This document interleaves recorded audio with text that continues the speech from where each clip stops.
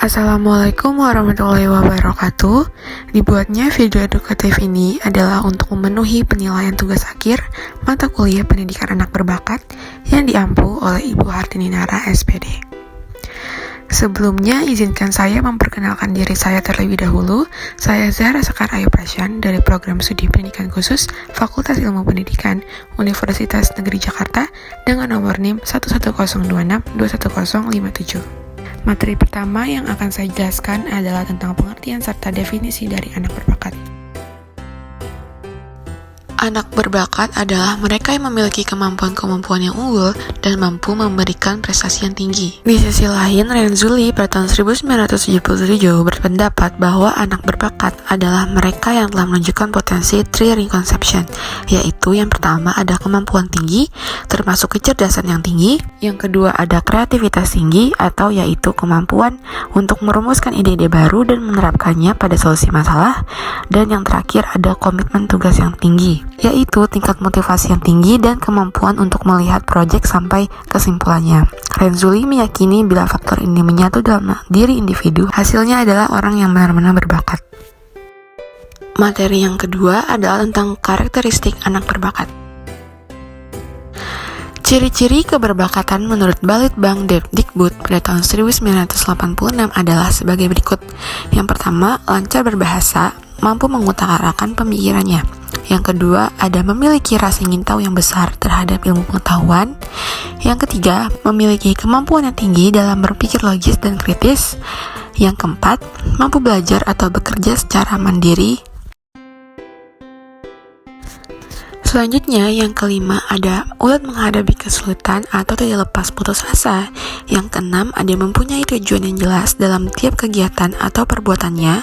Yang ketujuh, cermat atau teliti dalam mengamati. Yang kedelapan, memiliki kemampuan memikirkan beberapa macam pemecahan masalah. Selanjutnya, yang ke-9 ada mempunyai minat yang luas. Yang ke-10 mempunyai daya imajinasi yang tinggi. Yang ke-11 belajar dengan mudah dan cepat. Yang ke-12 mampu mengemukakan dan mempertahankan pendapat. Yang ke-13 mampu berkonsentrasi. Dan yang terakhir ada tidak memerlukan dorongan atau motivasi dari luar. Anak-anak berbakat biasanya ditandai pula dengan kemampuan inteligensi umum yang sangat tinggi.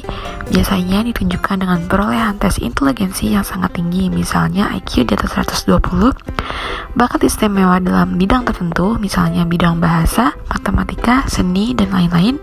Hal ini biasanya ditunjukkan dengan prestasi istimewa dalam bidang-bidang tersebut. Yang ketiga, ada kreativitas yang tinggi dalam berpikir, yaitu kemampuan untuk menemukan ide-ide baru. Yang keempat, ada kemampuan memimpin yang menonjol, yaitu kemampuan untuk mengarahkan dan mempengaruhi orang lain untuk bertindak sesuai dengan harapan kelompok. Dan yang terakhir, ada prestasi-prestasi istimewa dalam bidang seni atau bidang lain, misalnya dalam seni musik, drama, tari, lukis, dan lain-lain. Materi selanjutnya yang akan saya bahas adalah tentang layanan pendidikan anak berbakat.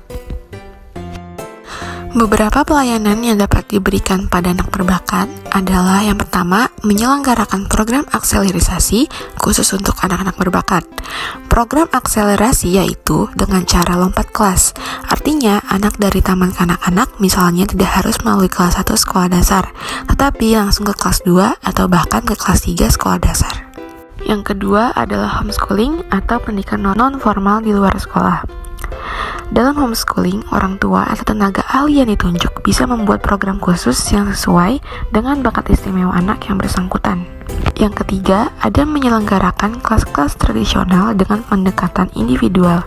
Dalam model ini, biasanya jumlah anak per kelas harus sangat terbatas sehingga perhatian guru terhadap perbedaan individual masih bisa cukup memadai, misalnya maksimum 20 anak. Dan yang terakhir ada membangun kelas khusus untuk anak berbakat. Dalam hal ini, anak-anak yang memiliki bakat atau kemampuan yang kurang lebih sama dikumpulkan dan diberi pendidikan khusus yang berbeda dari kelas-kelas tradisional bagi anak-anak seusianya. Materi terakhir yang akan saya sampaikan adalah tentang tujuan pendidikan anak berbakat.